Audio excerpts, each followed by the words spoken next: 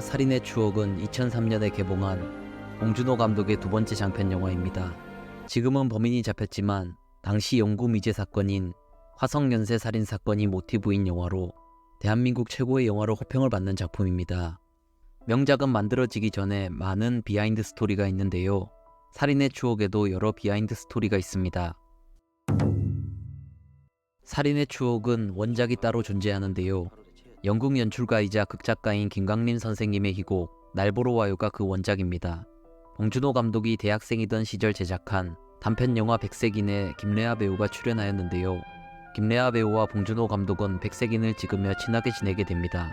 그 이후에도 김래아 배우는 봉준호 감독의 영화에 계속 출연하며 그 인연을 이어나갑니다. 봉준호 감독이 모텔 선인장 조감독을 하고 있던 시절 김래아 배우에게 전화 한 통이 걸려와 자기가 이번에 하는 연극 한번 보러 오라고 합니다. 김래아 배우가 보러 오라고 한 바로 그 연극이 날 보러 와요였습니다.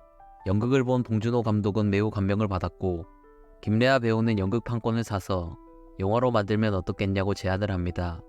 그래서 봉준호 감독은 플란다스의 개를 연출한 후 판권을 구입하여 영화를 제작하게 됩니다.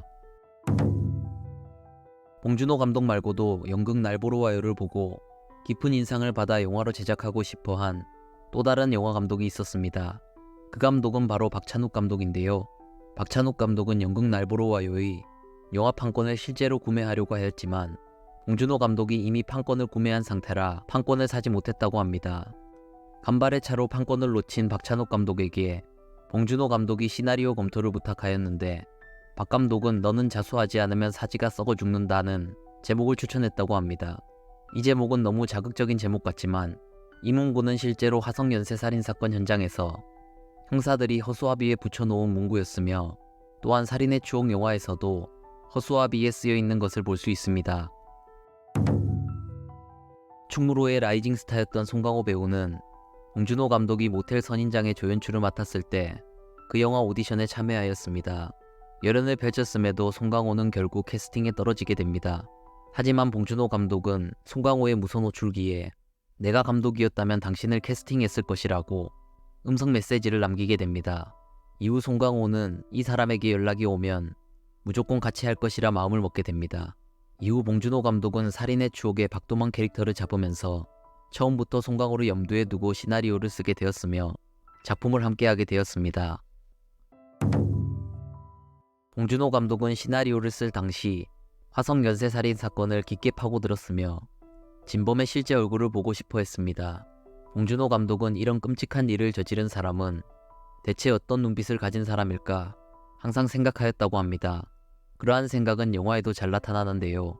범인의 얼굴에 관한 얘기가 계속 나오는 것도 그런 이유에서라고 합니다. 영화의 마지막 인상적인 장면, 형사 박도만이 카메라를 응시하는 것도 진범이 혹시나 영화를 본다면 꼭 한 맺힌 형사와 눈이 마주치게 하고 싶은 마음이 있었다고 합니다. 봉준호 감독의 마음이 전해졌는지 실제 화성 연쇄 살인 사건 범인 이춘재는 살인의 추억 영화를 교도소에서 시청하였으며 영화를 실제 3번 이상 본 것으로 추측된다고 합니다. 봉준호 감독의 의도는 1차적으로 성공한 것처럼 보이지만 이춘재는 송강호 배우의 마지막 장면을 보고도 아무런 생각이 없다고 하며 사이코패스다운 반응을 보였다고 합니다. 살인의 추억에는 송강호의 애드리브로 만든 명장면이 여러 존재합니다. 형사와 용의자의 갈등이 극에 달하는 장면에서 밥은 먹고 다니냐라고 하는 대사는 송강호의 애드리브로 만들어진 대사인데요. 촬영 당시 송강호와 봉준호 감독이 같이 식사를 하던 중에 마지막 장면에 기존 대사 말고 뭔가 다른 대사가 더 있을 것 같다고 송강호에게 말했다고 합니다. 그래서 3일 동안 깊게 고민하여 송강호 배우가 생각해낸 대사는 밥은 먹고 다니냐였습니다. 그러나 촬영 당일 스태프들은 이 대사를 듣고 매우 웃었으며 송강호는 자신이 이상하게 연기했나 하고 쑥스러워했다고 합니다. 하지만 그 대사가 마음에 든 봉준호 감독은 편집 마지막 날 다른 스태프들 몰래 마지막 장면을 그 장면으로 갈아 끼워 명장면이 탄생하였다고 합니다. 또 시골 형사 송강호와 서울 형사 김상경이 처음 만나는 장면에서 드롭킥을 날리는데 이것은 송강호의 즉석 애드립이었는데요. 당시 봉준호 감독은 배우들의 동선을 자유롭게 하라고 지시하였고 송강호가 김상경에게 즉흥적으로 드롭킥을 날려버립니다. 살인의 추억 직전 반칙억을 촬영한 송강호의 드롭킥은 영화에서 깨알 웃음을 주는 명장면이지만 갑작스럽게 얻어맞은 김상경은 감정이 상했고 송강호가 그날 술을 사주며 바로 풀었다고 합니다.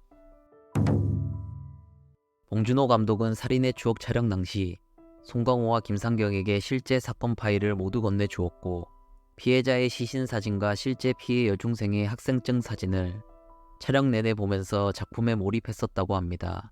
또한 박해일도 촬영 당시 용의자 박형규 역을 연기하며 항상 형사들에게 범인 취급을 받아 자신이 범인인 것 같아 괴로워하였다고 합니다.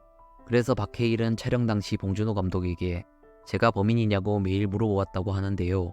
촬영을 할수록 박해일이 정말 힘들어하여 봉준호 감독은 이거 비밀인데 너 범인 아니다 라고 얘기해줬다고 합니다. 그 말을 듣고 박해일은 범인이 아니라 좋아했다고 하네요. 이후 박해일은 항상 술 먹고 전화가 와서 형사들 나쁜 새끼들이라고 욕을 했다고 합니다. 살인의 추억 영화 자체는 어두운 구석이 많고 통쾌하게 범인을 잡는 것도 아니어서 촬영 당시 주위에서 흥행에 실패할까 걱정이 많았습니다.